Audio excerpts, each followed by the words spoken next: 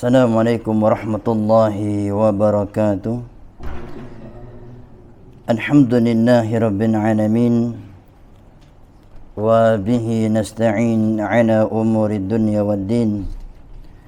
Asyhadu an la ilaha illallah wahdahu la syarika lah. Wa asyhadu anna Muhammadan abduhu wa rasuluh. Sallallahu alaihi wa ala alihi wa sahbihi وسلم تسليما كثيرا يا أيها الذين آمنوا اتقوا الله حق تقاته ولا تموتن إلا وأنتم مسلمون يا أيها الناس اتقوا ربكم الذي خلقكم من نفس واحدة وخلق منها زوجها وبث منهما رجالا كثيرا ونساء واتقوا الله الذي تساءلون به والأرحام إن الله كان عليكم رقيبا يا أيها الذين آمنوا اتقوا الله وقولوا قولا سديدا يصلح لكم أعمالكم ويغفر لكم ذنوبكم ومن يطع الله ورسوله فقد فاز فوزا عظيما أما بعد فإن أصدق الحديث كتاب الله وخير الهدى هدى محمد صلى الله عليه وسلم وشر الأمور محدثاتها فإن كل محدثات بدعة وكل بدعة ضلالة وكل ضلالة في النار. Ma'asyiral muslimin rahimani wa rahimakumullah wa barakallahu fikum.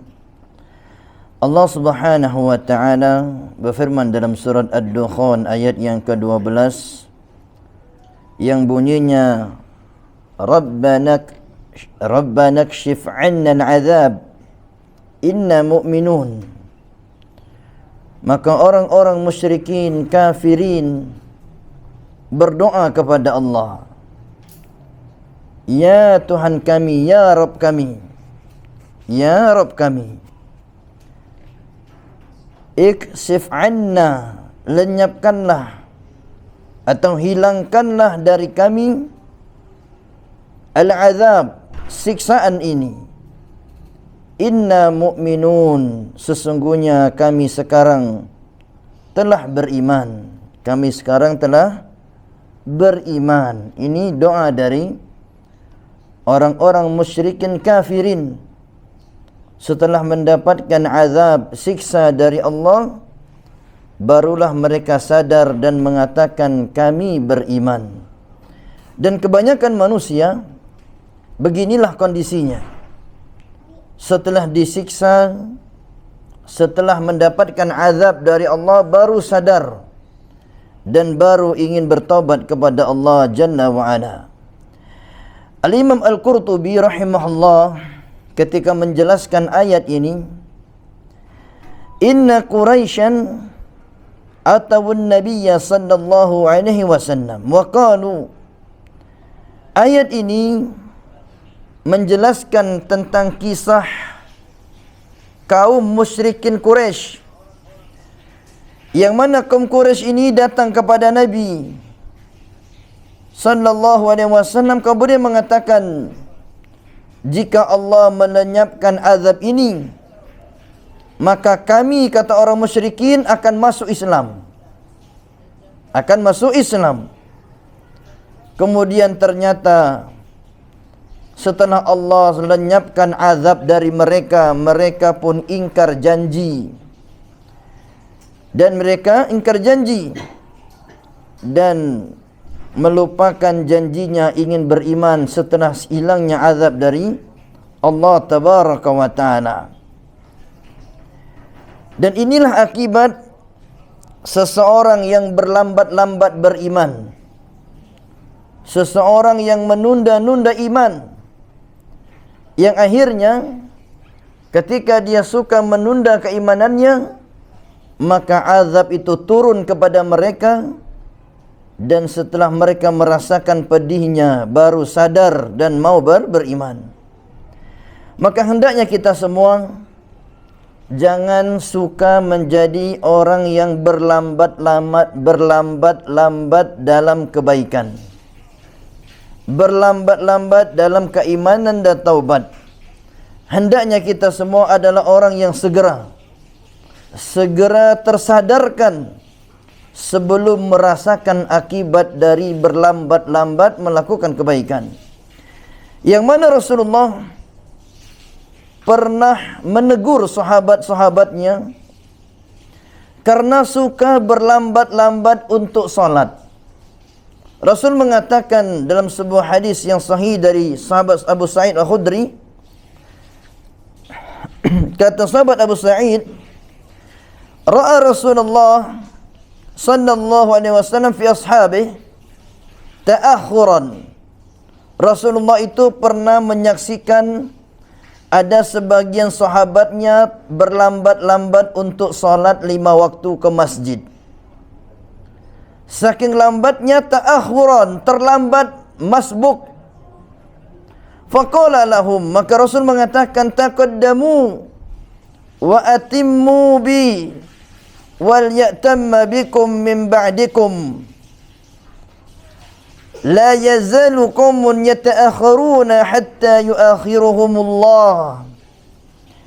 Taqaddamu, wahai sahabatku, kata Nabi, kalau berangkat solat itu, kata Nabi, taqaddamu, cobalah segera.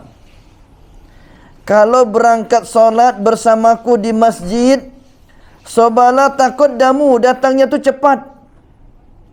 Wa atimmu bi, usahakan sempurna solatnya bersamaku.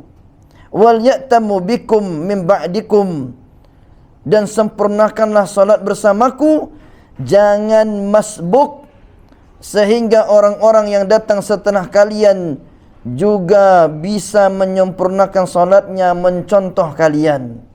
Nah, jadi ibaratnya Nabi mengajari sahabat, kalau berangkat salat 5 waktu, salat berjamaah, kata Nabi, taqaddamu, segera, jangan masbuk. Ini pesan Nabi. La yazalu qaumun yata'akhirun. Tidaklah, kata Nabi, manusia itu suka berlambat-lambat untuk salat. Sampai-sampai, kata Rasul, yata'akhiru hatta yu'akhirahum, sampai Allah pun akan mengakhirkan dia untuk masuk surga, lambatkan dia masuk surga. Jadi orang yang suka berlambat-lambat salat, di dalam hadis ini ditegur oleh Rasulullah dengan mengatakan taqaddamu, dengan mengatakan yang kedua wa atimmu bi, dengan mengatakan yang ketiga wal ya'timma bikum, dengan mengatakan yang keempat la yazanu qaumun yata'akhiruna hatta yu'akhirahumullah. Ada 4 teguran dari Nabi. Datanglah segera, sempurnakan salat bersamaku, jadilah contoh yang baik untuk orang yang datang setelah kalian, dan tidaklah senantiasa terlambat, kecuali kalian pun akan terlambat masuk surga. Ini nasihat dari Rasulullah untuk kita semua berusaha dalam kebaikan, terutama dalam salat, segera. Bahkan dulu dikisahkan para ulama, aku selama 30 tahun tidak pernah mendengar azan di dalam rumah atau di luar masjid. Maksudnya selama 30 tahun dia sudah berada di dalam masjid sebelum azan dikumandangkan. Inilah contoh salaf kita terdahulu yang sangat semangat dalam beribadah kepada Allah dan tidak berlambat-lambat dalam menjalankan yang namanya salat 5 waktu. Akhwani wa akhwati fillah rahimani wa rahimakumullah wa barakallahu fikum. Kita masuk pada pembahasan kita, yaitu mengenai tanda dari tanda besar bangkitnya yaumul qiyamah atau yaumul qiyamah, bangkitnya hari kiamat, yang mana hari kiamat ini adalah hari yang paling mengerikan karena kedahsyatannya dan kehancuran apa yang ada di permukaan bumi ini, dan tidak ada satupun yang selamat darinya, dan semuanya akan mengalami kematian kecuali yang dikehendaki oleh Allah Tabaraka wa Ta'ala tetap hidup. Kita masuk tanda besar dari hari kiamat yang kedua.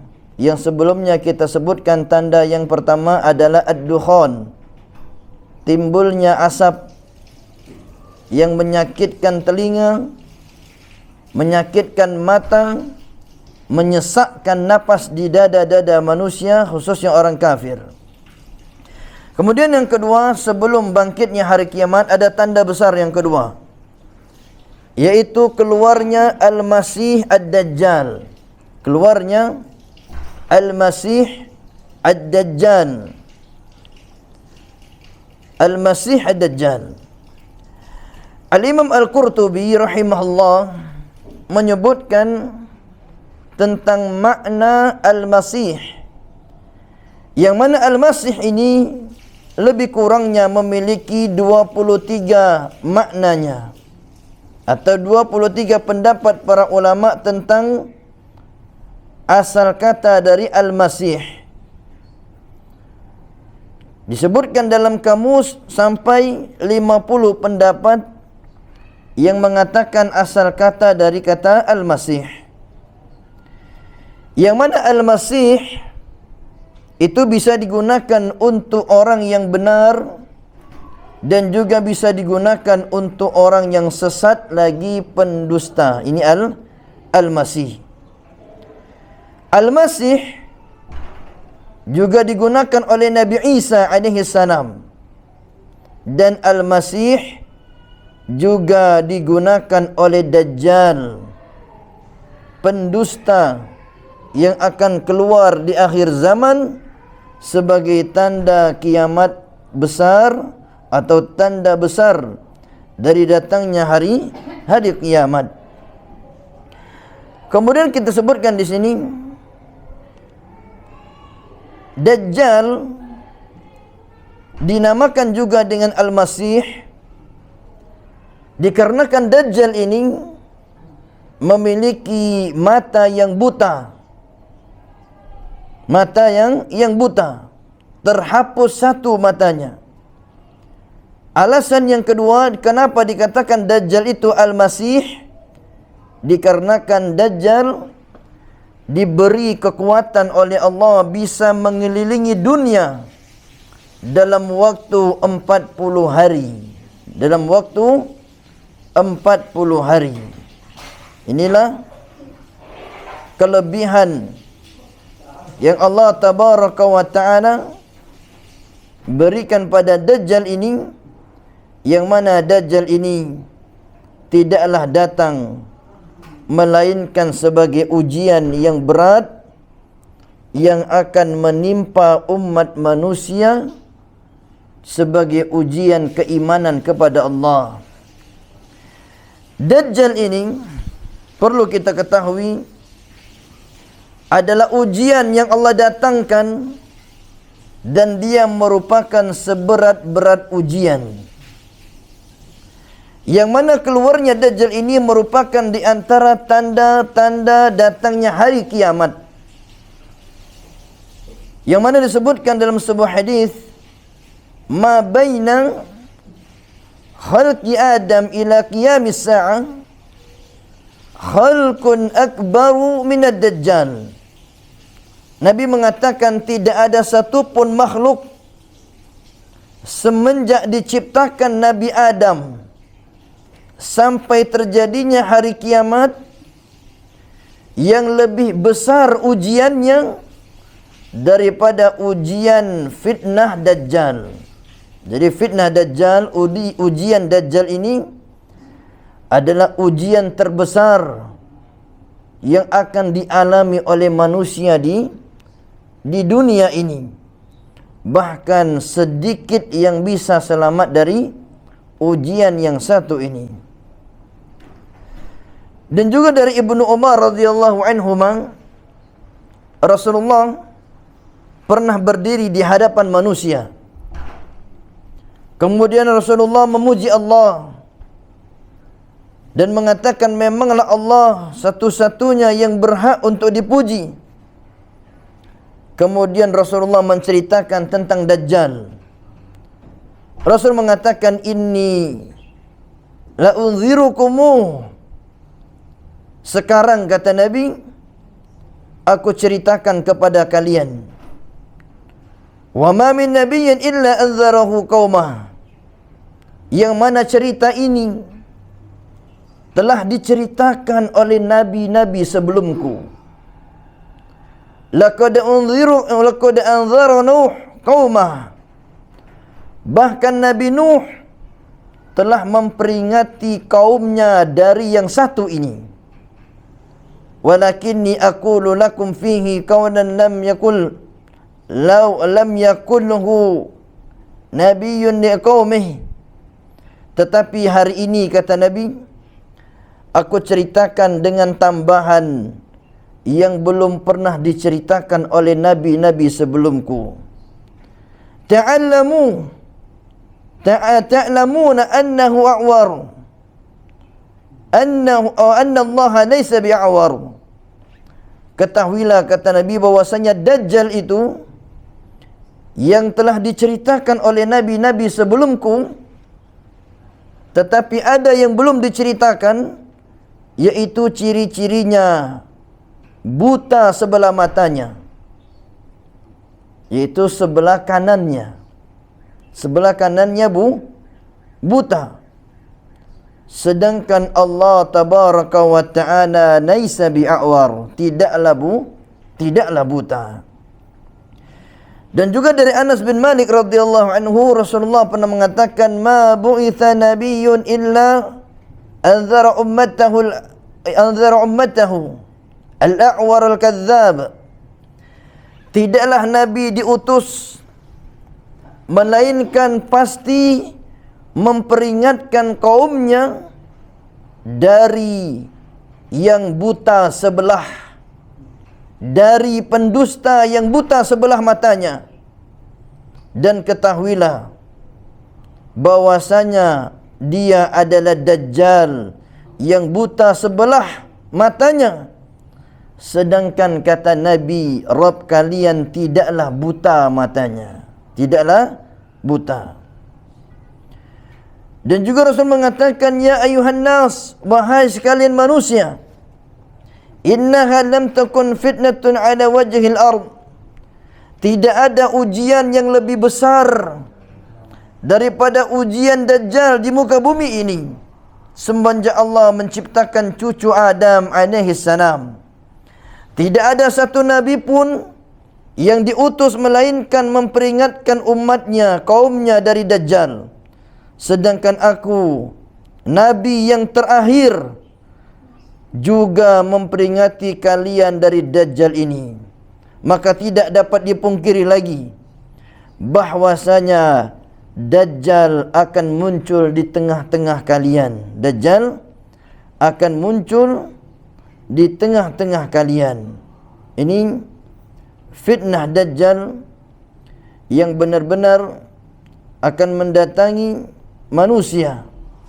Fitnah yang menjadi ujian besar bagi manusia, yang sedikit manusia selamat darinya, kecuali orang-orang yang beriman kepada Allah tabaraka wa ta'ala. Sekarang kita sebutkan sedikit mengenai sifat dan ciri-ciri Dajjal. Yang mana Dajjal ini disebutkan yang pertama, dia adalah seorang laki-laki, bukan perempuan. Dajjal adalah seorang laki-laki. Yang kedua, dia manusia dari keturunan Nabi Adam alaihi salam. Dia manusia yang dari keturunan Nabi Adam alaihi salam.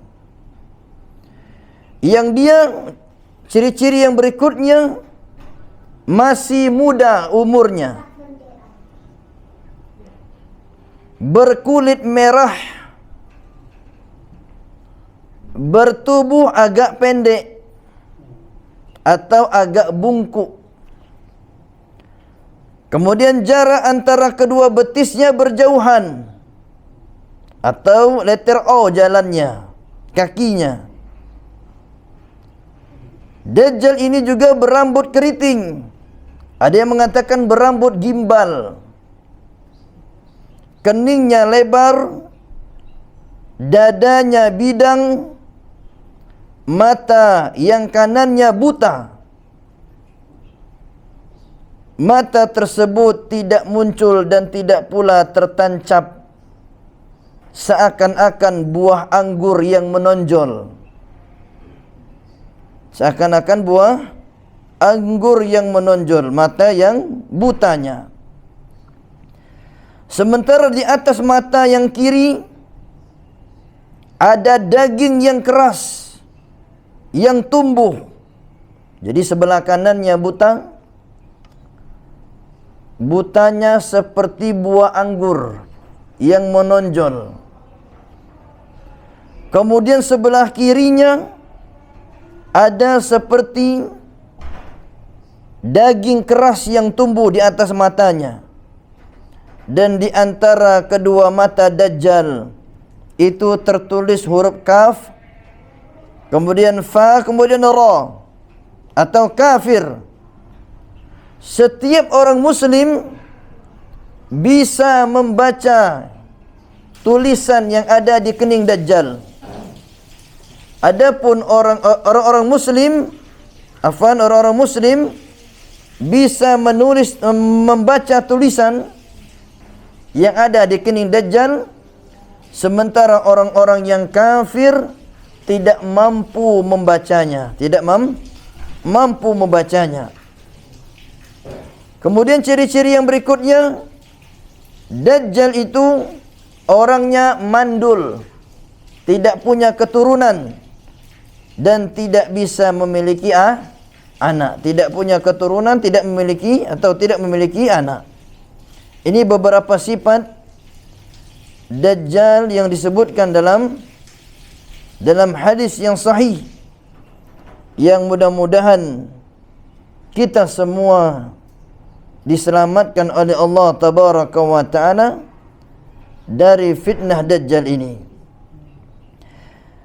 Ikhwani wa akhwati fillah rahimani wa rahimakumullah wa barakallahu fikum.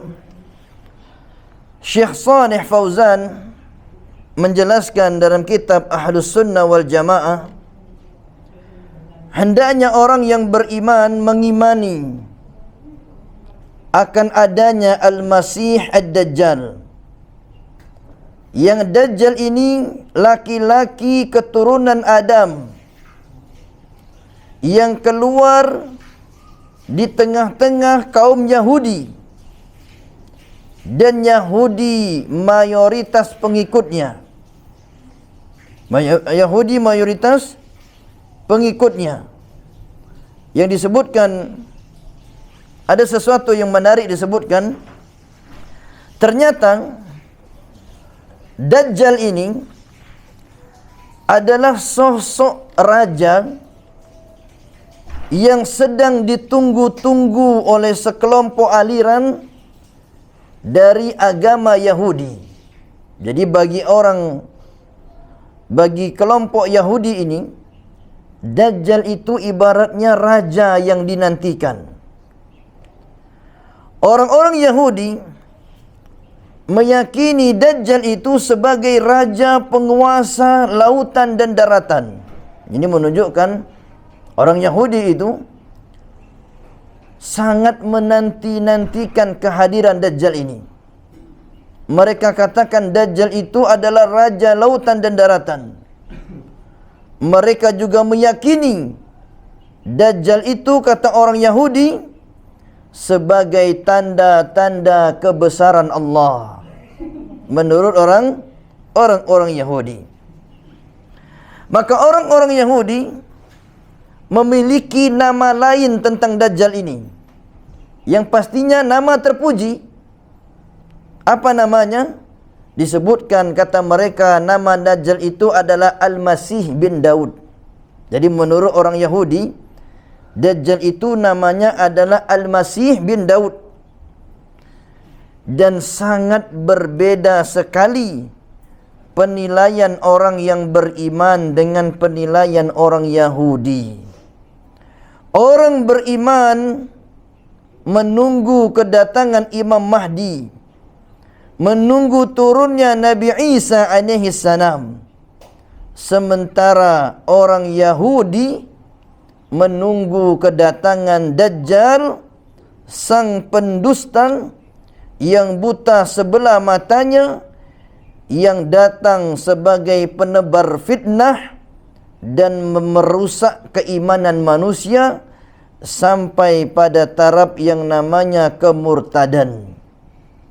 Ini perbedaan antara orang Yahudi dan orang mukmin Muslim dalam menilai kedatangannya Dajjal.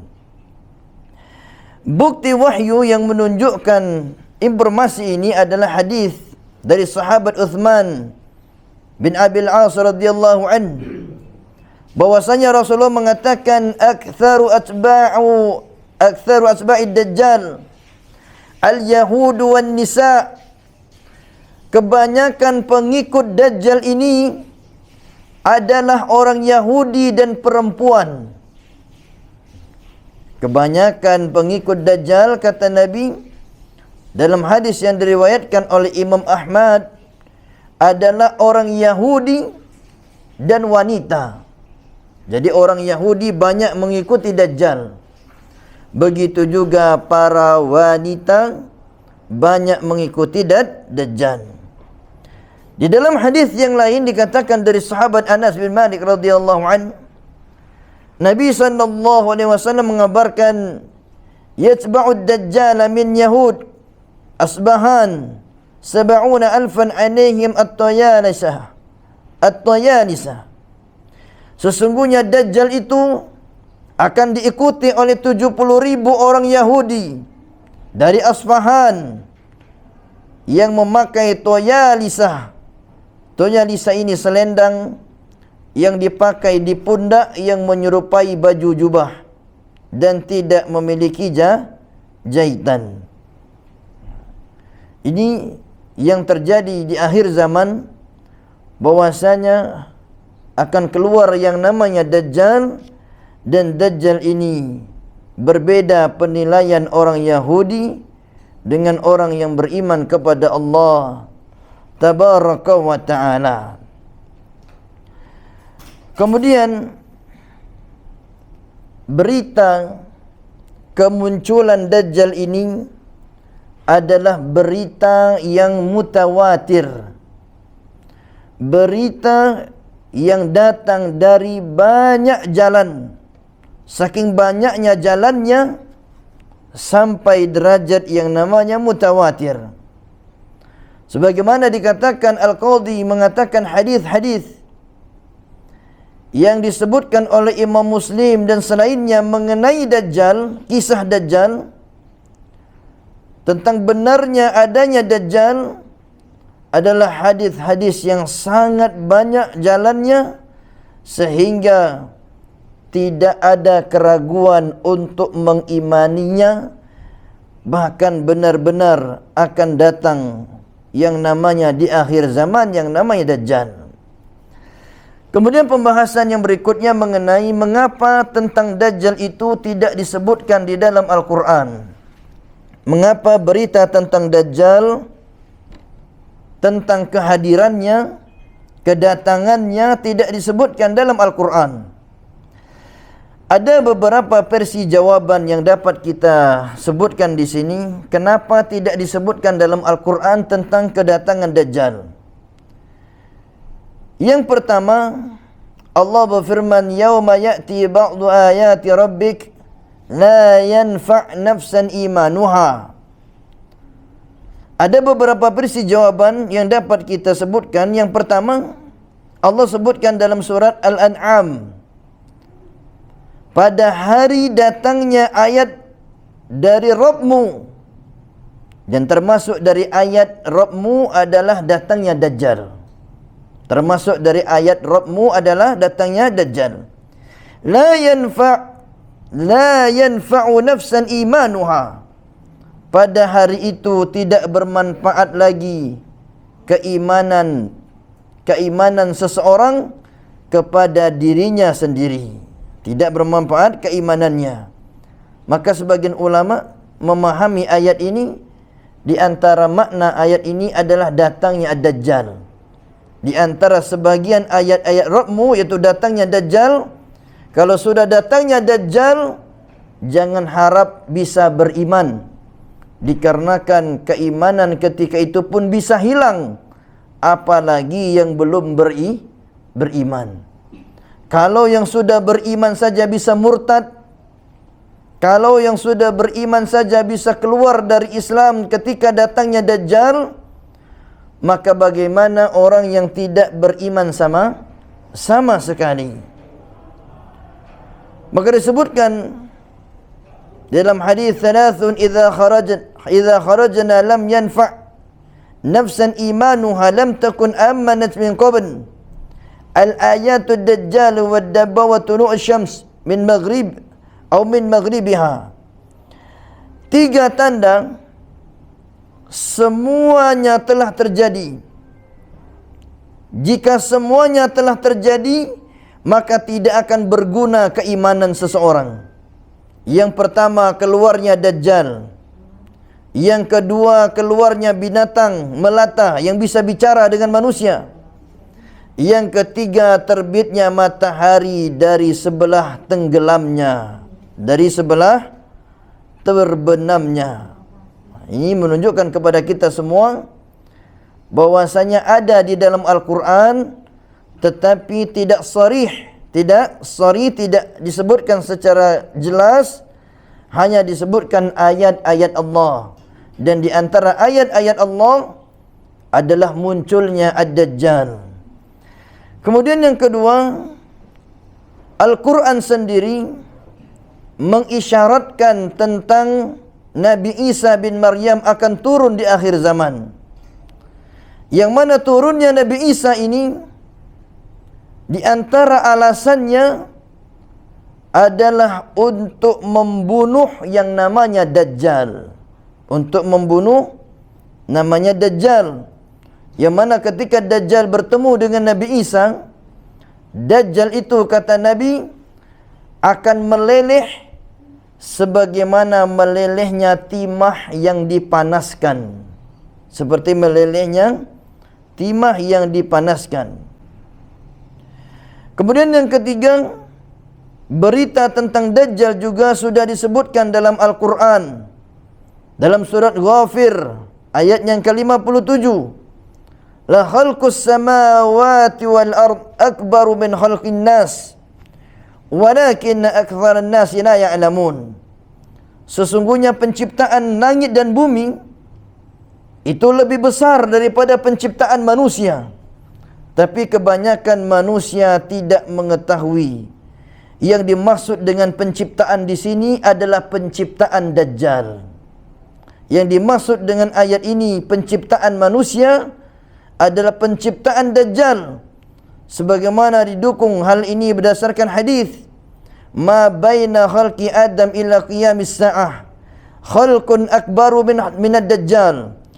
Tidak ada satupun makhluk sejak Nabi Adam sampai hari kiamat yang lebih hebat ujiannya daripada Dajjal. Jadi Dajjal ini diciptakan dengan penciptaan yang luar biasa, memiliki kemampuan kelebihan yang besar, dan tidak ada manusia yang menandingi kelebihannya ketika itu. Maka Allah katakan, mana yang lebih besar, penciptaan manusia atau langit dan bumi? Maka sungguh penciptaan langit dan bumi lebih besar. Maka Imam Al-Baghawi menjelaskan surat Ghafir ayat yang ke-57, sebagian ulama mengatakan yang lebih besar dari ujian dari Dajjal. Sebagian ulama mengatakan yang lebih besar dari ujian dari Dajjal, akan tetapi kebanyakan manusia tidak mengetahuinya, yaitu orang-orang Yahudi yang selalu memperdebatkan tentang Dajjal. Intinya di sini Allah Subhanahu wa taala telah memberikan isyarat dalam Al-Quran. Pertama dalam surat Al-An'am ayat 158. Kemudian yang kedua, Allah telah memberi isyarat dalam surat An-Nisa ayat yang ke-159. Dan Allah telah memberikan isyarat dalam surat Ghafir dalam ayat yang ke-57. Inilah ayat-ayat yang menjelaskan, menerangkan akan keluarnya seorang anak muda dari keturunan Nabi Adam yang digelar dengan Dajjal, Al-Masih Ad-Dajjal, dengan ciri-ciri yang kita sebutkan tadi, yang dia keluar ke dunia ini, yang dia keluar menuju manusia untuk merusak iman mereka. Dan kebanyakan manusia di kala itu beriman dengan Dajjal dan kufur kepada Allah. Bahkan orang-orang Yahudi, kebanyakan perempuan beriman kepada Dajjal. Maka barang siapa yang beriman kepada Dajjal, maka dia telah kufur kepada Allah dan murtad kepada Allah. Barang siapa yang mengingkarinya, menentang Dajjal, maka dia harus siap-siap untuk diuji. Dan insya-Allah penjelasan yang berikutnya dari kisah Dajjal ini, yang lumayan panjang kisahnya, kita lanjutkan di pertemuan yang berikutnya, yang mana penting kita mengenal fitnah Dajjal ini. Karena kalau dia datang di tengah manusia, kebanyakan manusia beriman kepadanya dikarenakan sihir, kelebihan yang dia miliki untuk menggoda yang namanya manusia. Maka mudah-mudahan penjelasan yang singkat ini mengenalkan kepada kita sedikit mengenai sosok yang namanya Dajjal ini. Dan hendaknya kita semua berdoa kepada Allah, berlindung kepada Allah dari fitnah Dajjal, yang mana fitnah Dajjal ini benar-benar akan mendatangi manusia, dan kebanyakan manusia tidak selamat darinya kecuali orang-orang yang mampu bersabar dan benar jujur keimanannya kepada Allah Jalla wa'ala. Wallahu ta'ala alam bisawab. Maka ini saja yang bisa kami sampaikan di pertemuan yang singkat ini, dan mudah-mudahan Allah Subhanahu wa ta'ala memudahkan kita untuk meneruskan pembahasan Dajjal ini di pertemuan yang berikutnya. Naktafi bihadza al-qadar. Subhanakallahumma bihamdika asyhadu an la ilaha illa anta astaghfiruka wa atubu ilaik. Assalamualaikum warahmatullahi wabarakatuh.